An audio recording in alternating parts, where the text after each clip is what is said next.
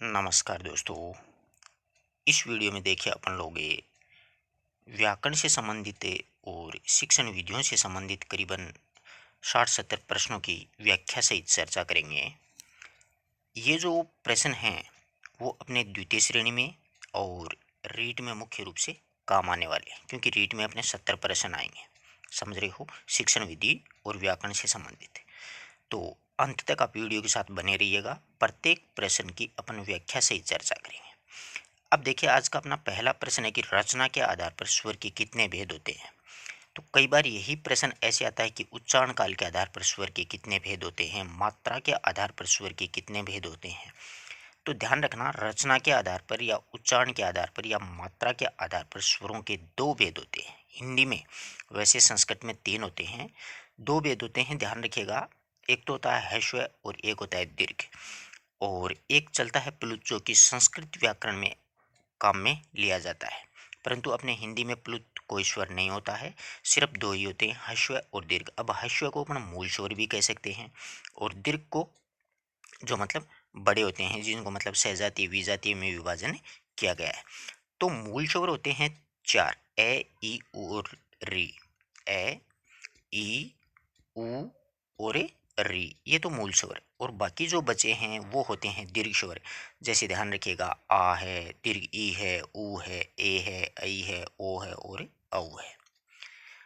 इस प्रकार से रचना के आधार पर या फिर उच्चारण के आधार पर या फिर मात्रा के आधार पर 2 भेद होते हैं, ह्रस्व और दीर्घ। किसी प्रकार का कोई कंफ्यूज अपने दिमाग में नहीं होना चाहिए। नेक्स्ट वर्ण है, जो प्रश्न है अपने सामने, वो इस प्रकार से है कि ये जो स्वर होता है, सॉरी, ये जो वर्ण होता है वो किससे मिलकर के बनता है। देखो कितने शानदार ऑप्शन आपके सामने। सभी घोष वर्णों से, सभी अघोष वर्णों से, सभी तालव्य वर्णों से, या फिर सभी महाप्राण वर्णों से। तो सभी घोष जो वर्ण होते हैं उनसे मिलकर के गे का निर्माण होता है। ये बनता है, ध्यान रखिएगा, जय और ये और ए के योग से। तो प्रत्येक वर्ग का पहला, तीसरा और पांचवा वर्ण क्या होते हैं? अल्पप्राण। दूसरा और चौथा महाप्राण। तो घोष वर्ण होते हैं 1 और 2 तो अघोष होते हैं, 2 और 4 क्या होते हैं?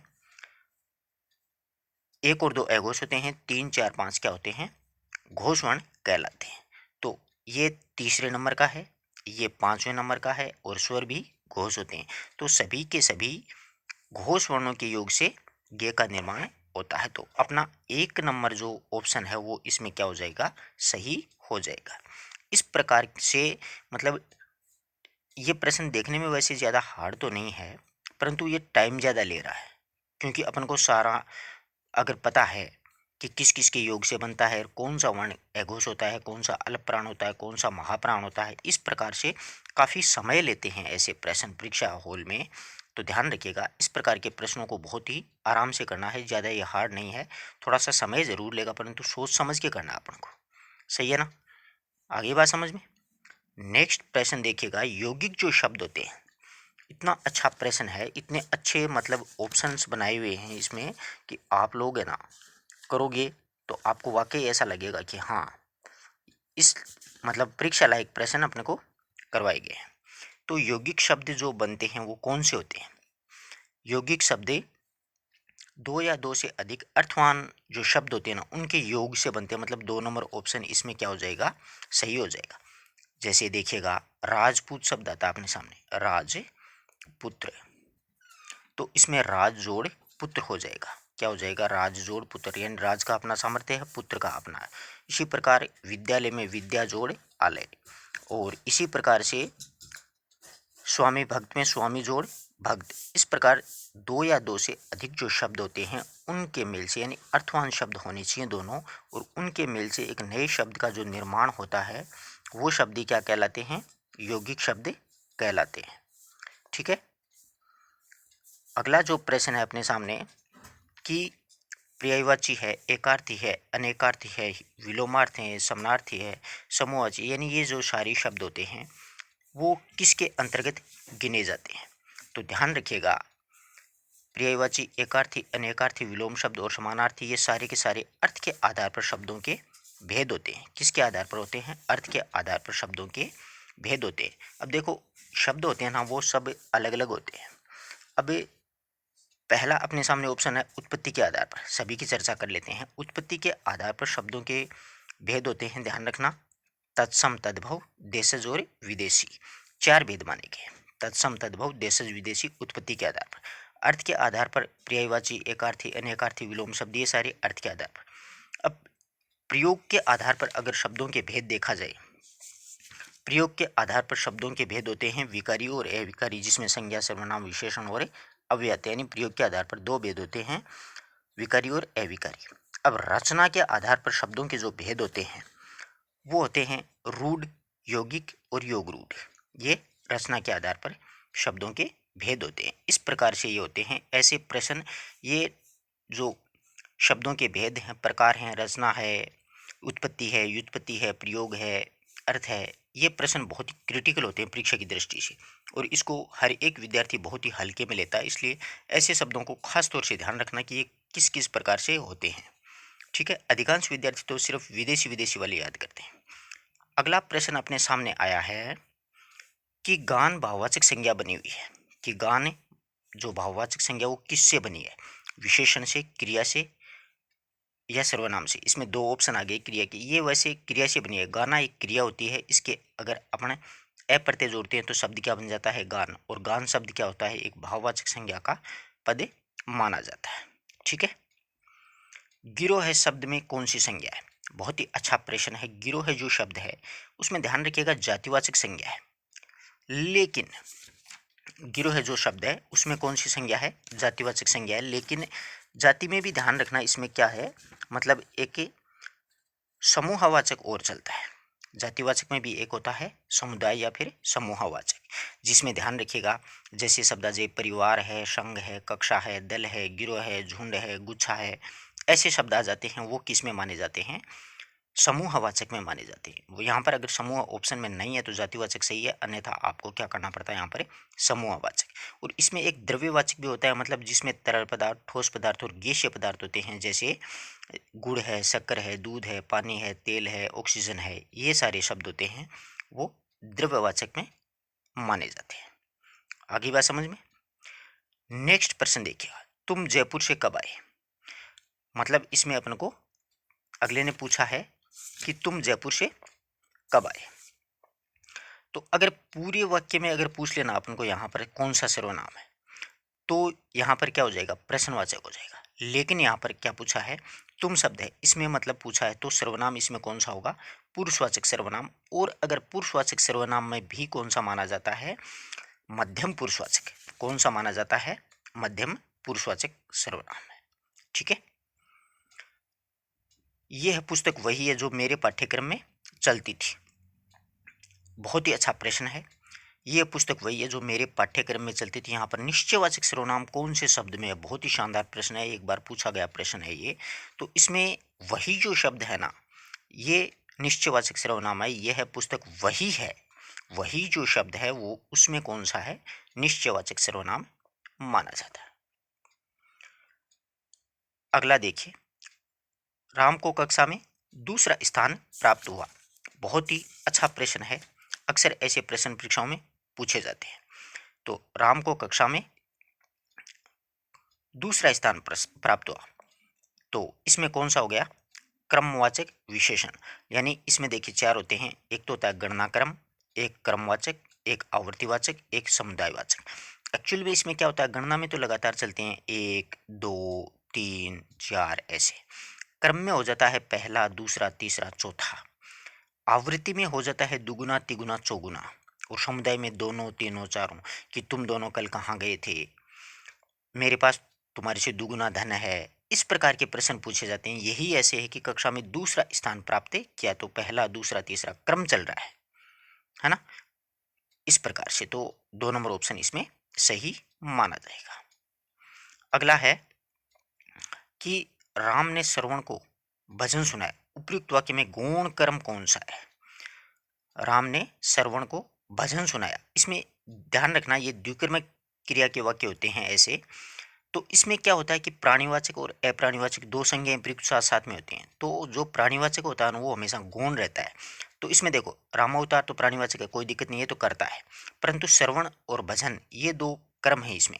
तो श्रवण प्राणीवाचक है और भजन अप्राणीवाचक है। तो श्रवण जो शब्द है इसमें गौण क्रम माना जाएगा। मुख्य क्रम इसमें क्या किया जा रहा है, रामावतार के द्वारा श्रवण को भजन सुनाया जा रहा है, तो भजन मुख्य हो गया और श्रवण यहाँ पर गौण हो गया, है ना। जैसे अध्यापक ने छात्रों को भूगोल पढ़ाया, तो ये भूगोल है ना, ये इसमें मुख्य क्रम होगा, जबकि छात्र हैं वो इसमें क्या हो जाएंगे, गौण क्रम माने जाएंगे। आगे बात समझ में। किस वाक्य में पूर्वकालिक क्रिया का प्रयोग हुआ है। बहुत ही अच्छा, बहुत ही शानदार प्रश्न पूछा है। इस प्रकार के प्रश्न अक्सर परीक्षाओं में पूछे जाते हैं, तो ध्यान रखिएगा ऐसे प्रश्नों, जो प्रश्न मतलब पूर्वकालिक क्रिया वो होती हैं जिसके साथ में मतलब कर जुड़ जाता है, समझ रहे हो ना बात को।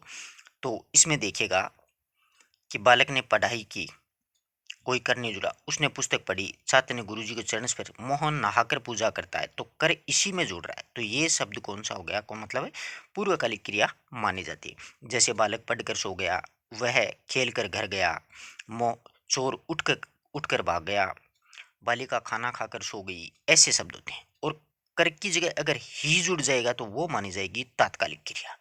कौन सी मानी जाएगी, तात्कालिक क्रिया।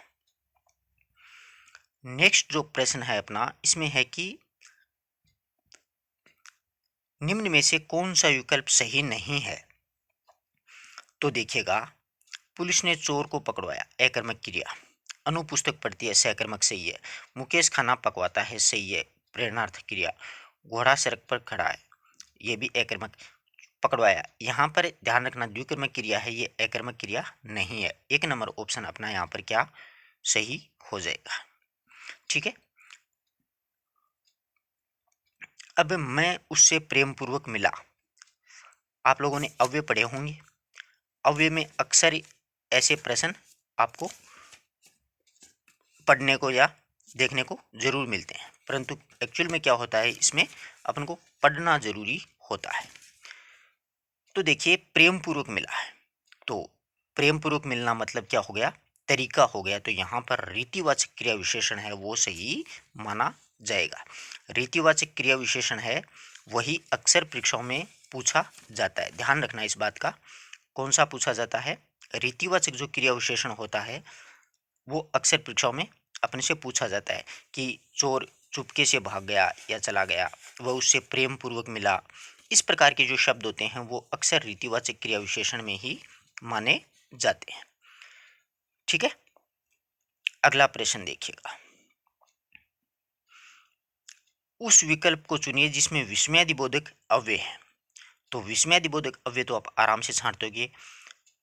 विस्मयादिबोधक जो अव्यय होते हैं वो हमेशा मतलब अजीबोगरीब तरीके के होते हैं। जैसे वाह, हाय, ओहो, एहे, अरे, काश, ऐसे शब्द होते हैं, वो सारी की सारी किस में माने जाते हैं, विस्मयादिबोधक में माने जाते हैं। और अगर वाक्य में प्रयोग करके पूछ लिया जाएगा तो ये विस्मयादिबोधक का जो चिन्ह होता है वो प्रयोग किया जाता है, इसलिए वैसे भी अपने परीक्षा में पकड़ में आ जाता है कि ये जो वाक्य है इसमें विस्मयादिबोधक का प्रयोग किया गया है। तितली का लिंग परिवर्तन कीजिए, स्त्रीलिंग और पुल्लिंग। मैंने आपको बताया था ना, कुछ शब्द हमेशा क्या होते हैं, स्त्रीलिंग शब्द होते हैं, और कुछ शब्द ऐसे होते हैं जो हमेशा क्या होते हैं, पुल्लिंग होते हैं।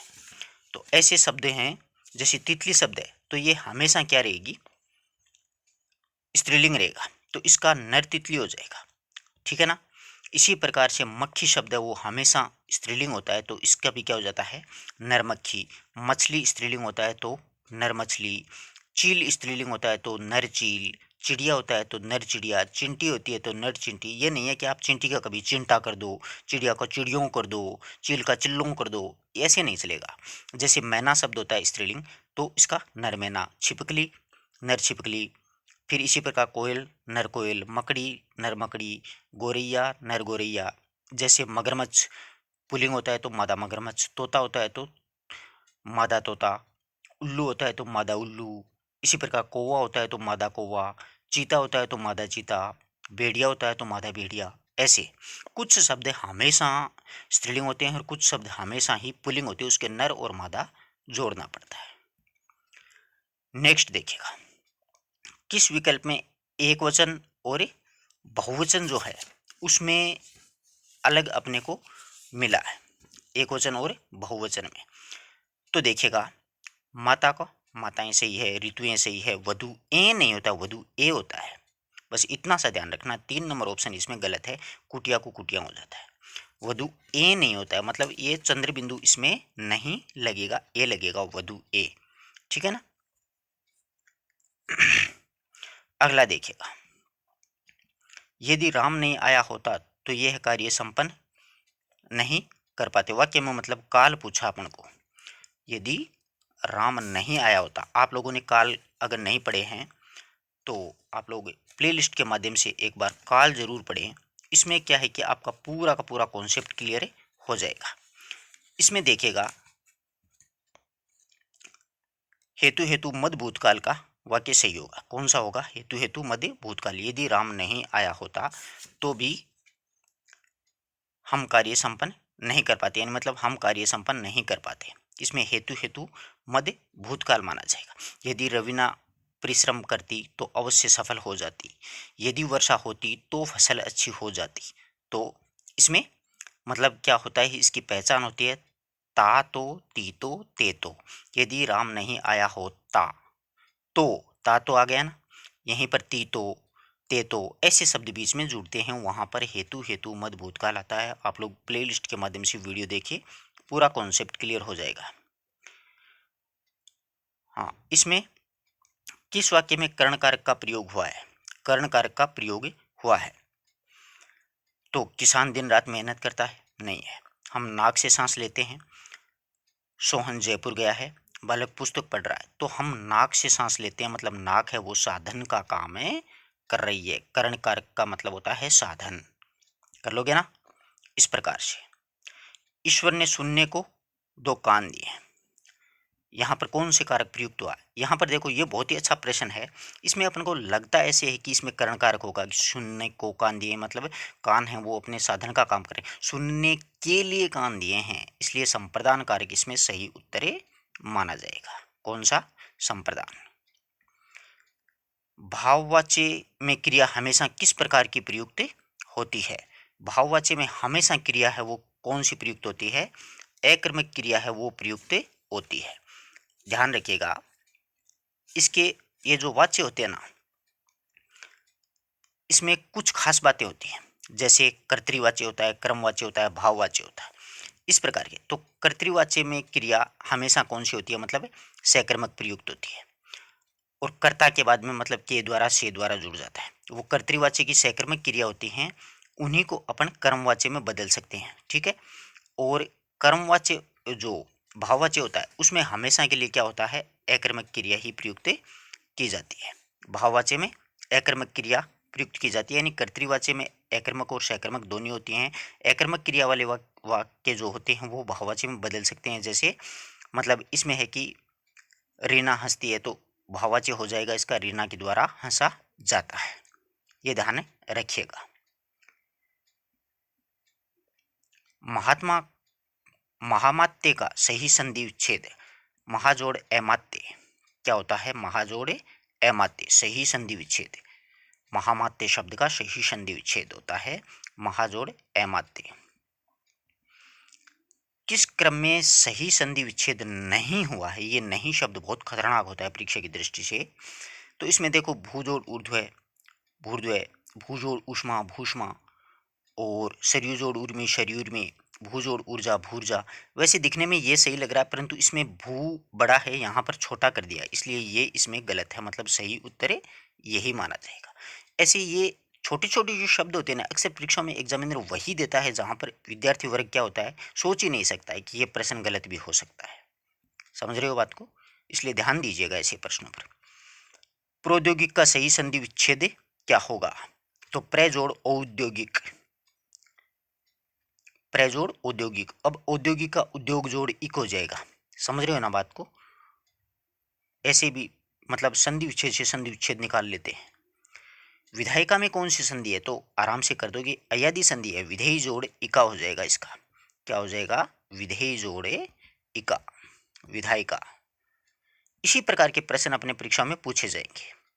द्वंद्व समास के दोनों पक्षों में कौन से चिन्ह होता है, ये बहुत अच्छा प्रश्न है। देखो ऑप्शन देखो इसके, अल्प विराम, विराम, अर्धविराम, योजक। अब अपने को ये नहीं पता होता है कि जो द्वंद्व समास होता है, जैसे लिखा हुआ मिलता है अपन को दिन रात, अब ये जो है ना, ये बीच में लगा हुआ, इसको योजक चिन्ह बोला जाता है। क्या बोला जाता है? योजक चिन्ह। ध्यान रखना, छोटी छोटी चीजें हैं, हल्के में मत लेना। ऐसे ही प्रश्न पूछेगा, एक कर्मचारी चयन बोर्ड बोलते हैं इसका नाम। 26 में कौन सा समान समास है? तो द्वंद्व समास है 6 और 20। कर दोगे ना? कभी द्विगु मत कर देना, संख्या देखते आप द्विगु की तरफ दौड़ने लग जाओ, गलत हो जाएगा परीक्षाओं में। रेलगाड़ी में सही का मतलब सही समास विग्रह क्या होगा? तो रेल किसको बोलते हैं, गाड़ी किसको बोलते हैं, अपन आदेश ज्यादा विद्यार्थी नहीं जानते। देखो ये जो पटरी है, समझ रहे हो, इस पे ये जो चल रही है ना, ये तो है गाड़ी, और नीचे जो पटरी है ना, इसका नाम होता है रेल। अपन बोलते हैं ऊपर चलने वाली को रेल। ईमानदारी से बताना कितने विद्यार्थी ऐसे हैं जिनको ये पता था कि रेल ये होती है और गाड़ी ये होती है। तो रेल पटरी को बोला जाता है, गाड़ी ऊपर चलती है, तो रेल पर चलने वाली गाड़ी। 3 नंबर ऑप्शन सही होगा। नेक्स्ट देखिएगा, निम्न में से कौन सा विकल्प इसमें सही है? तो शिवार्पण में तत्पुरुष समास है, शिव को अर्पण, लेकिन मुख कमल में कर्मधारय समान यानी मुख के समान कमल है। पुस्तकालय में पुस्तक के लिए आलय बिल्कुल तत्पुरुष है, लेकिन अंशुमाली में बहुवरी है यानी अंशु कमाली यानी मतलब सूर्य है। पच्युत में कर्ण तत्पुरुष समास है, लेकिन वनवास में कर्म तत्पुरुष है, ये गलत है। पच्युत में कर्ण नहीं, अपादान है, पद से च्युत यानी पद से हटाया हुआ। समझ रहे हो? वन में वास यहाँ पर तत्पुरुष है। राग विराग में द्वंद्व बिल्कुल सही है, नवनिधि में द्विगु सही है। ठीक है, इनमें से कौन सा उपसर्ग संस्कृत का मूल रूप है? अपने को इसमें संस्कृत का मूल रूप पूछा है, तो ध्यान रखना प्रश्न बहुत ही शानदार है। उपसर्ग और प्रत्यय होते हैं ना, वो दिखने में आसान होते हैं बड़े खतरनाक हैं।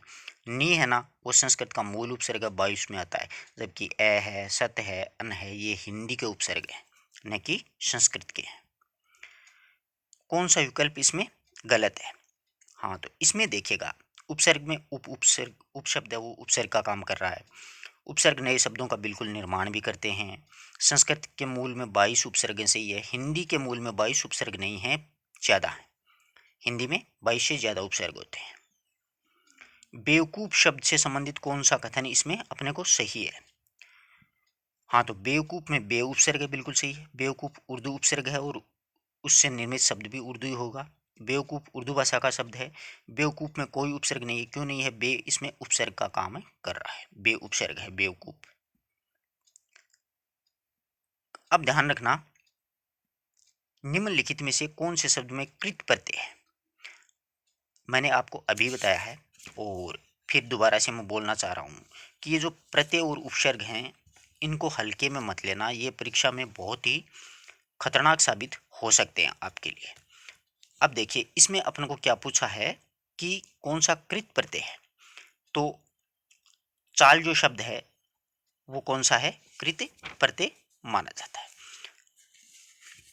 मुख्य रूप से देखिएगा, आपको मैं थोड़ा सा प्रत्यय के बारे में बता दूं कि कृत प्रत्यय कौन सा होता है और तद्धित प्रत्यय कौन सा होता है। बहुत से विद्यार्थी ऐसे हैं जो मतलब प्रत्यय के बारे में बहुत ही कम जानते हैं, इन्होंने सुन रखा है कि ये ऐसे। तो देखिए, कृत प्रत्यय वे होते हैं जो किसी क्रिया या धातु के साथ में जुड़ करके अपना संबंध स्थापित करते हैं या नए शब्द का निर्माण करते हैं, वो कृत प्रत्यय कहलाते हैं। जैसे देखिएगा, कोई भी आप क्रिया ले लीजिएगा, उस क्रिया के अंत में जुड़ेगा वो शब्द क्या कहलाएगा? कृत प्रत्यय कहलाएगा। जैसे गाना है, गाना एक क्रिया होती है, इसके अक प्रत्यय जोड़ेंगे शब्द बनेगा गायक। इसी तरह मारना एक क्रिया होती है, तो इसके अक जोड़ेंगे तो मारक बनेगा। पाठक, पढ़ना एक क्रिया होती है, तो पाठक के अक जोड़ेंगे तो पाठक शब्द बन जाएगा। तारक, तारना एक क्रिया होती है, तो तार के अक जोड़ेंगे तो तारक बन जाएगा। तो चलना एक क्रिया होता है, उसके अक जोड़ेंगे तो चालक बन जाएगा। तो ये चाल एक क्या होती है? मतलब एक क्रिया होती है। ये कृत प्रत्यय के अंतर्गत शामिल किया जाता है। कृत प्रत्यय मूल रूप से ध्यान रखना, देखा जाए तो कृतवाचक, कृतवाचक कृत प्रत्यय, कर्मवाचक कृत प्रत्यय, कर्णवाचक कृत प्रत्यय, भाववाचक कृत प्रत्यय, इस प्रकार से क्रियावाचक कृत प्रत्यय, यानी ये 5 प्रकार का कृत प्रत्यय होता है। और तद्धित प्रत्यय होते हैं, वो संज्ञा सर्वनाम विशेषण से जुड़ते हैं। जैसे गांव के आर जोड़ेंगे तो गंवार बन जाएगा, सोना के आर जोड़ेंगे सोनार बन जाएगा। इसी प्रकार से अगर अपन कुंभ के आर जोड़ेंगे तो कुम्हार बन जाएगा। ऐसे शब्द बनेंगे। तो ये प्रत्यय होते हैं, उनको थोड़ा सा ठीक से समझने की कोशिश करना। चिल्लाहट जो शब्द है वो मतलब किस प्रकार का शब्द है, अपन को इसमें चिल्लाहट शब्द पूछा है। तो अभी मैंने आपको बताया था भाववाचक जो कृत प्रत्यय होता है ना, इसमें आहट प्रत्यय जुड़ता है। तो भाववाचक कृत प्रत्यय चिल्ला के आहट जोड़ेंगे तो शब्द क्या बन जाएगा, चिल्लाहट। तो ये भाववाचक कृत प्रत्यय में शामिल किया गया है। जैसे घबराना क्रिया होती है तो इसके आहट जोड़ेंगे तो घबराहट हो जाएगा। फिर बौखलाना क्रिया होती है, इसके आहट जोड़ेंगे तो बौखलाहट हो जाएगा। छटपटाना के आहट जोड़ेंगे तो छटपटाहट हो जाएगा। इस प्रकार से ये प्रत्यय बनते हैं। अगला देखिएगा, निम्न में से किस शब्द में सही विलोम शब्द का जोड़ा इसमें नहीं दिया गया है। तो एकता में अनेकता, अनुज ज्येष्ठ, आकर्षक विकर्षण, उद्यमी आलसी। अनुज का अग्रज होता है, ज्येष्ठ नहीं होता है, परंतु परीक्षा में ये बहुत ही खतरनाक साबित हो सकता है ये प्रश्न। समझ रहे हो ना बात को, इसलिए बहुत ही ध्यान से करना अपन को। कृत्रिम का विलोम शब्द क्या होगा इसमें, कृत्रिम का जो विलोम शब्द है वो होगा नैसर्गिक। क्या होगा, नैसर्गिक होगा। विलोम शब्द सुबह सुबह एक बार रीडिंग लगा लिया करो, आपको याद हो जाएंगे। निम्न में से कौन सा पत्नी का मतलब पर्यायवाची इसमें नहीं है। तो पत्नी का पर्यायवाची गढ़नी भी होती है, दारा भी होती है, भार्या भी होती है, रमणी नहीं होता है। ठीक है। कुरंग शब्द का पर्यायवाची इसमें मतलब है, कुरंग शब्द का पर्यायवाची हिरण को बोलते हैं। किसको, हिरण को कुरंग बोला जाता है। अली और अली, ये तो अब की बार भी पूछा गया था। छोटी अली सखी होती है और बड़ी अली बोहरा होता है। क्या होता है, बोहरा। जिसका कोई शत्रु न हुआ हो, वाक्यांश के लिए एक शब्द एजात शत्रु। क्या होता है, एजात शत्रु। वह कितना सुंदर दृश्य है, अर्थ के आधार पर किस प्रकार का ये वाक्य है। तो ये विस्मयादिबोधक है। वह हो रहा है ना अपन को आश्चर्य, कितना सुंदर दृश्य है। कल्लई खुलना मुहावरे का अर्थ क्या होगा। तो कल्लई खुलना मतलब रहस्य खुल जाना, यानी किसी बात का भेद है वो खुल जाना। इनमें से किस वाक्य में मुहावरे का गलत प्रयोग हुआ है। मुहावरे का गलत प्रयोग, मैंने कई लोगों की जूतियां उठाई तब जाकर के यहां तक पहुंचा, सही है, चापलूसी की है। देश के लिए देश के लिए सैनिक सिर पर जो है वो कफन बांध कर चलते हैं, सही है। उसे व्यापार में इतना घाटा हुआ कि उसकी चांदी कट गई। चांदी कटने का मतलब तो मालामाल होता है, ये उलटा हो गया है यहाँ पर। सरकारें आजकल काम करने के बजाय कागजी घोड़े दौड़ाने में अधिक लगी हुई है, यानी दिखावा करते हैं फालतू का। अगला प्रश्न है अपना कि डीठ व्यक्ति पर किसी भी बात का असर नहीं होता है, यानी चिकने घड़े पर पानी नहीं ठहरता है। डीठ मतलब बेशरम। पानी पीकर जात पूछना, पानी पीकर जात पूछना मतलब है कि सब कुछ जान लेने के बाद में उसके बारे में और कुछ जानना।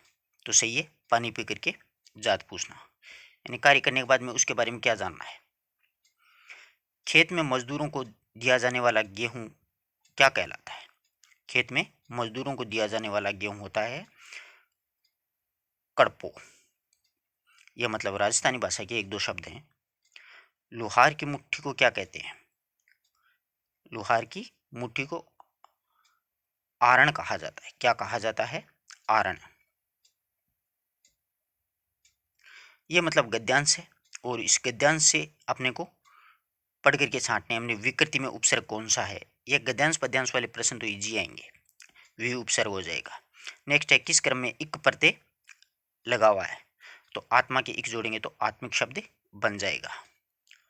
फिर इसी प्रकार अगला है कि जगत शब्द का पुल्लिंग शब्द क्या होगा। जगत शब्द में मतलब लिंग कौन कौन सा होता है। जगत तो पुल्लिंग ही होता है, इसमें संसार होता है। वे सर्वनाम है, यानी वे सर्वनाम अन्य पुरुषवाचक सर्वनाम में माना जाएगा। निम्न में क्रिया शब्द है, मतलब कौन सा इसमें क्रिया कर्ता। जगत है, आंतरिक, आपको इस ये शब्द कोई क्रिया नहीं होती है। निम्न में से व्यक्तिवाचक संज्ञा नहीं है, यानी इसमें व्यक्तिवाचक संज्ञा नहीं पूछे, तो पुस्तक शब्द है उसमें क्या है, जातिवाचक संज्ञा का प्रयोग हुआ है। राहुल अब पूर्णतया स्वस्थ है। अब पूर्णतया मतलब स्वस्थ है तो परिमाणवाचक क्रिया विशेषण माना जाएगा। एक वचन, यानी इनमें से अपन को एक वचन पूछा है, तो जनता शब्द वो एक वचन है, प्राण है, नियम है, लताएं, ये सारे बहुवचन में प्रयुक्त होते हैं। एक वचन, बहुवचन और लिंग वाले प्रश्नों को थोड़ा ध्यान से देखना। रामू दूध पीता है, इसमें मतलब कौन सा कारक है, तो रामू दूध पीता है मतलब कर्म हो गया ना, वो अपना कर्म कर रहा है। ठीक इसी प्रकार परीक्षा का सही संधि परीक्षण का परिजोड़ इक्षण हो जाएगा। क्या हो जाएगा, परिजोड़ इक्षण। सूर्योदय में समास कौन सा है, तो सूर्योदय में संबंध है सूर्य का उदय, तभी तो होता है सूर्योदय। किस शब्द में एक से अधिक उपसर्ग नहीं प्रयुक्त किए गए हैं, तो देखो वी जोड़ आ जोड़ करण, सम जोड़ आ जोड़ गम, ए जोड़ सुर जोड़ इक्षित सुरक्षित, बही जोड़कार बहिष्कार में एक ही उपसर्ग है। पाणत क्या होती है, यानी पाणत किसे कहा जाता है, तो पाणत फसलों में पानी देने की जो क्रिया होती है ना ऊपर, उसको पाणत कहते हैं फसल बोने के बाद में। सुनारों का जो औजार होता है उसको अजीठो कहा जाता है। क्या कहा जाता है, अजीठो कहा जाता है। अब देखिएगा शिक्षण विधियों से संबंधित प्रश्न भी आए हैं। शैक्षिक रीति विज्ञान के 10 प्रश्न पूछे जाएंगे। कौन सी गद्य शिक्षण की विधि नहीं है, तो ध्यान रखना व्याख्यान भी है, विश्लेषण भी है, समीक्षा भी है। जबकि गीत प्रणाली विधि है वो गीत हमेशा पद्य में ही होता है, गद्य में कभी नहीं होता है। अच्छे प्रश्न है सारे के सारे। ब्लूम उपागम के अनुसार अधिगम विकास के 3 क्षेत्र हैं, उनमें से शामिल कौन सा इसमें नहीं किया गया है, तो ज्ञानात्मक अभिगम भी है, भावात्मक भी है, मनोज्ञान, ये ऋणात्मक अभिगम इसमें नहीं है, ऋणात्मक अधिगम है वो इसमें शामिल नहीं है। हिंदी भाषा सीखने सिखाने के लिए अनिवार्य मतलब क्या चीज़ होती है, समृद्ध भाषा परिवेश की उपलब्धता होना बहुत ही जरूरी होता है। शैक्षिक रीति विज्ञान के जैसे रीट में अपने प्रश्न पूछे गए थे ना, ठीक वैसे ही थर्ड ग्रेड में सेकंड ग्रेड में पूछे जाते हैं। जब प्रत्यक्ष विधि में छात्रों को शब्द ज्ञान कराया जाता है तब छात्रों को आदेश निर्देश किस भाषा में दिए जाते हैं, प्रत्यक्ष विधि के द्वारा करवाया जाता है तो वो मातृभाषा में ही दिए जाते हैं। किस में दिए जाते हैं, मातृभाषा में ही दिए जाते हैं। थोड़ा सा अपन निकाल लेते हैं, 1 मिनट। हाँ ये आ गया, हाँ ये वाला प्रश्न प्रत्यक्ष विधि में। तो देखिएगा, जब प्रत्यक्ष विधि में छात्रों को शब्द ज्ञान करवाया जाता है तो छात्रों को आदेश निर्देश किस भाषा में दिए जाते हैं, तो छात्रों को आदेश निर्देश होते हैं ना। प्रत्यक्ष विधि में क्या होता है कि संपूर्ण कार्य अन्य भाषा में चलता रहता है, परंतु जहाँ पर कठिनाई आती है ना, वहाँ पर एक्चुअल में शिक्षक होता है वो मातृभाषा का प्रयोग कर देता है, तो अन्य भाषा में दिए जाते हैं। नेक्स्ट है कि निगमन विधि की विशेषता इनमें से कौन सी है, तो निगमन विधि विशेषता है कि ये विधि समय की बचत भी होती है, सही है, क्योंकि पहले नियम बता दिए जाते हैं, बाद में नियमों को उदाहरणों पर प्रस्तुत कर दिया जाता है। इस विधि में बालक अभ्यास का कार्य शीघ्रता से सीख लेता, मतलब दोनों ही सही है इसमें। नेक्स्ट है आगमन विधि का कौन सा सूत्र प्रयोग में लाया जाता है, आगमन विधि में कौन सा सूत्र है वो प्रयोग में लाया जाता, सामान्य से विशिष्ट की ओर, स्थूल से सूक्ष्म की ओर, नियम से उदाहरण की ओर, उपयुक्त में स्थूल से सूक्ष्म की ओर। किडन गार्डन विधि के प्रवर्तक फ्रोबेल हैं। कौन है, फ्रोबेल। किडन गार्डन मतलब बच्चों का बगीचा। कविता शिक्षण की पद्य व्याख्यान विधि किस स्तर के लिए उपयोगी मानी जाती है, तो उच्च माध्यमिक स्तर के लिए ये बहुत ही उपयोगी होती है। कविता शिक्षण की पद्यात्मक जो विधि है, व्याख्यान विधि जो भी है पद्य में। भाषाई कौशल, बोलना भाषाई कौशल का मुख्य पक्ष है, तो शुद्ध उच्चारण ही होता है इसका। क्या होता है, शुद्ध उच्चारण है, यानी जैसा शिक्षक उच्चारण करेगा वैसा ही बच्चे सीख जाएंगे।